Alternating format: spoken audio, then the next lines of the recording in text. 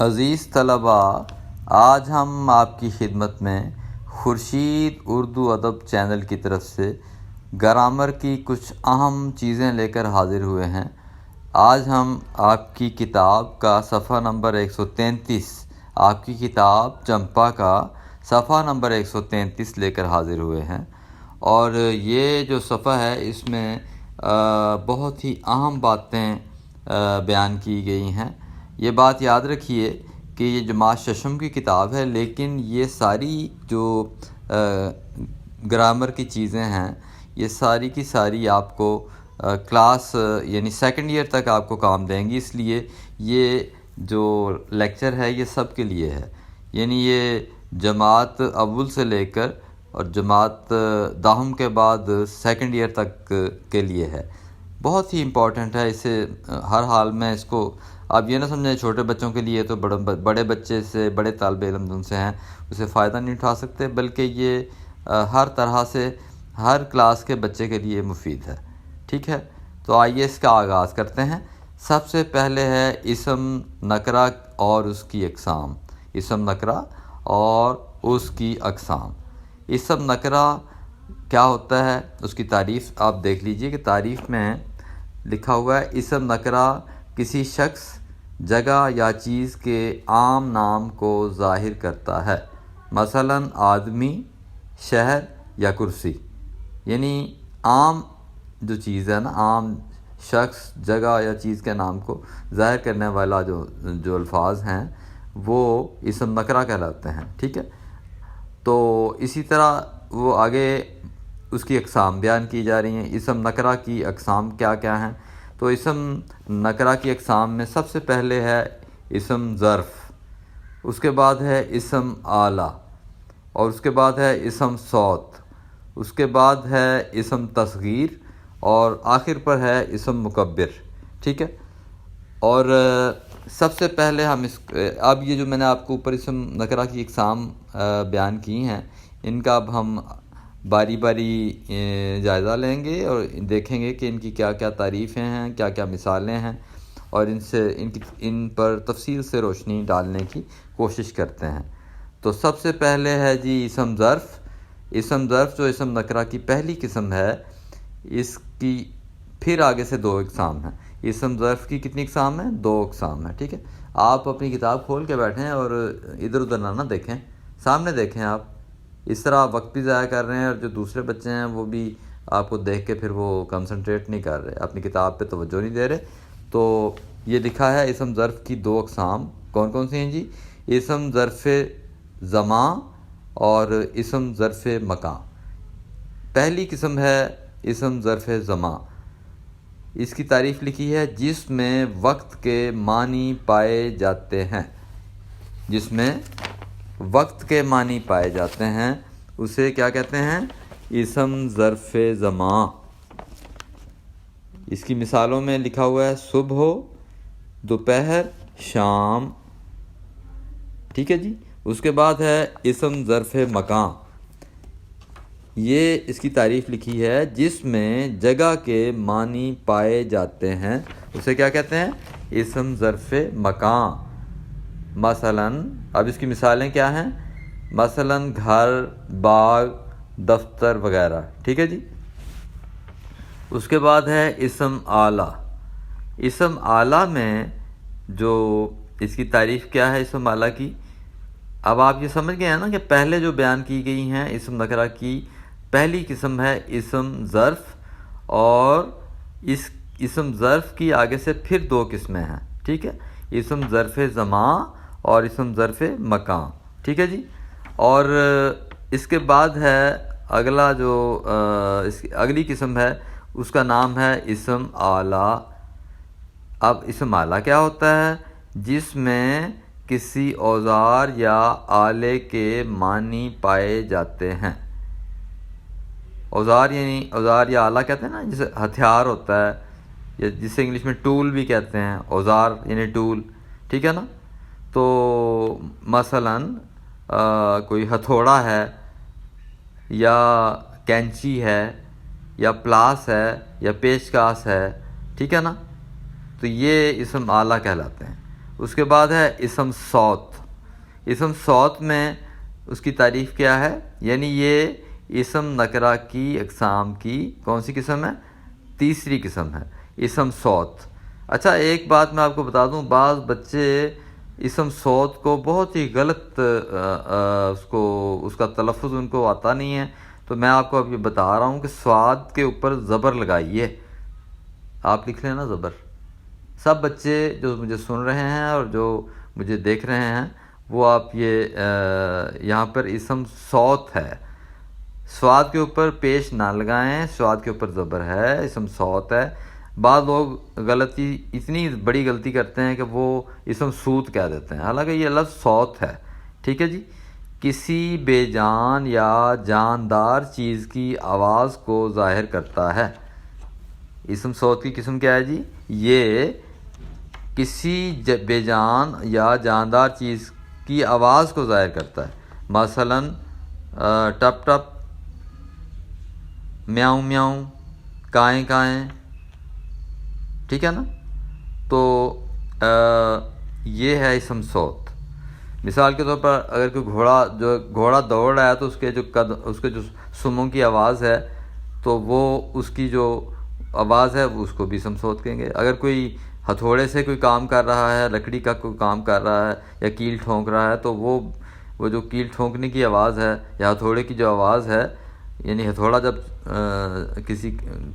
کوئی مستری کام کر رہا ہوتا ہے نا تو وہ یہ اب اس کا جو آلہ ہے وہ ہتھوڑا ہے، تو ہتھوڑے کی آواز ان سی ہے وہ کیا ہے؟ وہ اسم صوت کہلائے گی. ٹھیک ہے نا؟ تو یہ کسی بے جان یا جاندار چیز کی آواز کو ظاہر کرتا ہے، اسم صوت کہلاتا ہے. ٹھیک ہے جی. اس کے بعد ہے اسم تصغیر. اسم تصغیر جو سا ہے یہ بھی بڑا اہم ہے. ایسا اسم جس میں چھوٹائی کے معنی پائے جائیں. دوبارہ سن لیجئے، اسم نکرہ کی یہ کون سی قسم ہے؟ چوتھی قسم ہے اسم تصغیر. ایسا اسم جس میں چھوٹائی کے معنی پائے جائیں اسم تصغیر کہلاتا ہے. مثلاً ڈبہ سے ڈبیا، صندوق سے صندوقچہ. ٹھیک ہے نا؟ یعنی چھوٹائی کے معنی پائے جاتے ہیں. ڈبہ ہوتا ہے نا بڑا ذرا، تو ڈبیا چھوٹی سی ڈبیا، صندوق بہت بڑا صندوق، اور صندوقچہ کسے کہتے ہیں؟ یعنی چھوٹا سا صندوقچہ. تو اس کے بعد اگلی قسم ہے جو ہے اسم مکبر. اور ایسا اسم جس میں بڑائی کے معنی پائے جائیں، مثلاً بات سے بتنگڑ، گٹھڑی سے گٹھر، تو یہ اسم مکبر کہلاتا ہے. ٹھیک ہے جی. اس کے بعد اب آپ یہ اس میں نیچے جو لکھا ہوا ہے وہ ہے، یعنی یہ صفحہ نمبر 133 پہ درست لفظ چن کر لکھیے. یہ آپ کو یہ سمجھ لیں کہ یہ ایک آپ کی چھوٹی سی مشق ہے جو آپ کو انہوں نے خود ہی بتا دی ہے کہ یہ آپ یہ سوال نیچے لکھا ہوا ہے کہ اسم اعلیٰ میں نے، آگے ڈاٹس ہیں، میں نے سے کپڑے کاٹے. اب بریکٹ میں آگے آپ دیکھیں اس میں لکھا ہوا ہے جلدی یا کینچی. اب کوئی ایک لفظ لگے گا اس میں، کیا لگے گا جی؟ میں نے سے کپڑے کاٹے. اب میں نے کے بعد جلدی لگے گا یا کینچی لگے گا؟ آپ نے یہ اسم نکرہ کی اقسام جو سی ہیں نا، اس کی آگے جو اسم نکرہ کی اقسام میں سے اس میں سے کوئی لفظ چن کے لگانا ہے جس میں اب آپ خود اس سے اندازہ لگائیے کہ میں نے سے کپڑے کاٹے، تو یہاں پہ آ جائے گا کینچی سے کپڑے کاٹے. بالکل ٹھیک ہے، آپ ٹھیک کہہ رہے ہیں، کینچی سے کپڑے کاٹے. اس کے بعد کیا ہے؟ یہ اسم صوت. اب آپ خود دیکھیں گے کہ اسم صوت ظاہری بات ہے کسی کی آواز، بے جان یا جاندار چیز کی آواز کو اسم صوت کہتے ہیں. باہر سے گاڑی کی سنائی دی. کیا سنائی دی؟ باہر سے. اب اسم صوت یعنی اس کی آواز تو ٹھیک ہے، اور بھی بہت سی آوازیں ہوتی ہیں نا، لیکن اس نے ہمیں کہا کہ گاڑی کی آواز سنائی دی، تو یہ آواز پہلا لفظ لگ جائے گا، پوں پوں کی آواز سنائی دی. یعنی وہ ہارن دے رہی تھی، اور وہ جب وہ ہارن دے رہی تھی اس کی آواز ان سی ہے نا، اس کو انہوں نے اسم صوت کہا ہے، کتاب میں یہ لکھا ہوا ہے. ٹھیک ہے. اس کے بعد ہے اسم ظرف مکان. اسم ظرف مکان میں، اس میں اب آگے لکھا میں اسلام آباد میں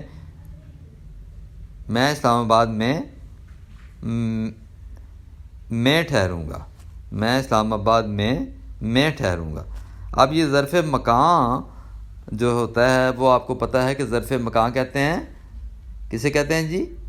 بالکل ٹھیک ہے، جس میں جگہ کے معنی پائے جائیں، ٹھیک ہے نا۔ اب یہاں پہ جگہ جون سی ہے وہ کیا ہے جی؟ ہوٹل، شاباش، میں اسلام آباد میں ہوٹل میں ٹھہروں گا، یہ ظرف مکان ہے، مکان کہتے ہیں نا جگہ کو، تو یہاں پہ اسم ظرف مکان آئے گا جو کہ کیا ہے؟ ہوٹل، جگہ ہے نا۔ اسی طرح آگے ہے اسم ظرف زمان، تو اسم ظرف زمان کی تعریف اوپر لکھی ہوئی ہے، آپ دیکھ لیجئے غور سے، میں اب اس لیے دہرائی کروا رہا ہوں تاکہ اچھی طرح یاد ہو جائے۔ جس میں جگہ کے معنی پائے جاتے ہیں اسے کیا کہتے ہیں؟ اسم ظرف مکان، ٹھیک ہے نا۔ تو یہاں پہ دیکھیں، باغ میں چہل قدمی کا لطف ہی کچھ اور ہے، باغ میں چہل قدمی کا لطف ہی کچھ اور ہے۔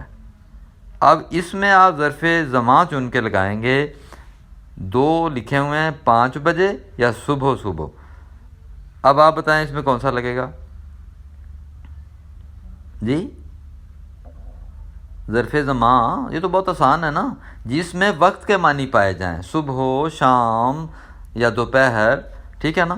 تو یہاں پہ آ جائے گا صبح باغ میں چہل قدمی کا لطف ہی کچھ اور ہے، ٹھیک ہے جی۔ اس کے بعد آخری ہے اسم تصغیر۔ اسم تصغیر کیا ہوتا ہے وہ اوپر لکھا ہوا ہے، دیکھیں غور سے دیکھ لیجئے کہ ایسا اسم جس میں چھوٹائی کے معنی پائے جاتے ہیں وہ اسم تصغیر کہلاتا ہے۔ مثال کے طور پر ڈبہ سے ڈبیا، صندوق سے صندوقچہ۔ تو اب یہ نیچے لکھا ہوا دادی جان نے اپنی سے ایک لونگ نکال کے دی، تو اب آپ یہ دیکھیں اسم تصغیر کیا ہوگا۔ ظاہر بات ہے کہ دراز تو نہیں نہ ہو سکتا، تو ڈبیا ہی ہوگا، کیونکہ ڈبیا چھوٹائی کے معنی ظاہر کر رہا ہے نا اس میں، تو چھوٹائی کے معنی جس میں پائے جاتے ہیں اسے کیا کہتے ہیں جی؟ اسم تصغیر۔ تو یہاں پہ آخری جو جملہ ہے، دادی جان نے اپنی ڈبیا سے ایک لونگ نکال کے دی۔ تو عزیز طلبہ، آج ہم نے اسم نکرہ اور اس کی اقسام کے بارے میں بہت کچھ جان لیا ہے، امید ہے آپ کو سمجھ بھی آ گیا ہوگا۔ آپ نے اب یہ کرنا ہے کہ ان تمام تعریفوں کو خوبصورت کر کے لکھنا ہے، اور اس کے بعد آپ نے اس کی جو آخر میں جو سوال ہے درست لفظ چن کر لکھیے، یہ بھی آپ نے باقاعدہ لکھنے ہیں اور پھر مجھے دکھانے ہیں، ٹھیک ہے۔ اور پھر ایک بات یہ بھی ہے کہ جب میں چیک کر رہا ہوں گا تو میں آپ کو سنوں گا آپ سے کہ آپ بتائیں جی اسم اعلیٰ کیا ہوتا ہے، آپ یہ بتائیں اسم تصغیر کسے کہتے ہیں، یا اسم ظرف کسے کہتے ہیں، یا اسم ظرف کی کتنی اقسام ہیں۔ تو اس سے یہ ہوگا کہ مجھے یہ اندازہ ہو جائے گا کہ آپ کی تیاری کتنی ہے۔ امید ہے آپ اس بارے میں خوب جان گئے ہوں گے۔ اور آخر میں آپ کو میں یہی دوبارہ سے یاد دہانی کروا دیتا ہوں کہ اپنا وقت ہرگز ضائع نہ کریں، اور کوشش کریں کہ روز کا کام روز کریں۔ بعض بچے ڈھیر لگا لیتے ہیں اور کہتے رہتے ہیں کل کریں گے، ان کی کل نہیں آیا کرتی۔ آج کا کام کل پر ہرگز نہ چھوڑیں، اپنا کام مکمل کریں، اور یہ چیزیں بہت ہی اہم ہیں۔ اور یہ جو گرامر ہے نا، قواعد، یہ بہت ہی آپ سمجھیں کہ ذرا سی توجہ دی بہت ہی آسانی سے یاد ہو جاتے ہیں، اور یہ مفت کے نمبر ہوتے ہیں۔ یہ 10 نمبر کا اگر یہ سوال آ جاتا ہے تو آپ کو کسی قسم کی دشواری نہیں ہونی چاہیے۔ آخر میں خورشید اردو ادب چینل کی طرف سے آپ کو یہ کوشش اگر اچھی لگی ہے تو اس کو لائک کیجئے، سبسکرائب کیجئے اور شیئر کیجئے، اور اپنے دوستوں کو بھی یہ بتائیے کہ اردو کلاس جاری ہے، اس سے فائدہ اٹھائیے۔ یہ اب آپ کو میں نے پہلے بھی بتایا ہے لیکچر کے آغاز میں کہ یہ بہت ہی اہم اور بنیادی چیزیں ہیں جو کہ آپ کو FSC تک کام دیں گی۔ یہ نہ سمجھیں کہ یہ چھوٹے بچوں کے لیے ہیں۔ اب کسی بڑے بچے سے ایک دن میں نے پوچھا تو میں نے کہا بیٹا آپ یہ بتائیں کہ اسم صوت سے کیا مراد ہے، تو وہ خاموش ہو گیا، کہتا جی مجھے تو نہیں پتا کہ اسم صوت سے کیا مراد ہے، لیکن مجھے یہ معلوم ہے کہ آپ چھوٹے بچے ہیں، آپ یہ لیکچر اچھی طرح جب یاد کر لیں گے آپ کو یہ نہیں بھولے گا کہ اسم صوت کیا ہوتا ہے، کیونکہ آپ کو میں نے یہ بتا دیا ہے کسی بے جان یا جاندار چیز کی آواز کو کیا کہتے ہیں، اسم صوت. ٹھیک ہے جی. تو اسی طرح باقی چیزیں بھی ہیں جو آپ یاد کر لیجئے گا. تو امید ہے آپ اچھے سے تیاری کریں گے. آپ سے اجازت چاہتا ہوں. اللہ حافظ.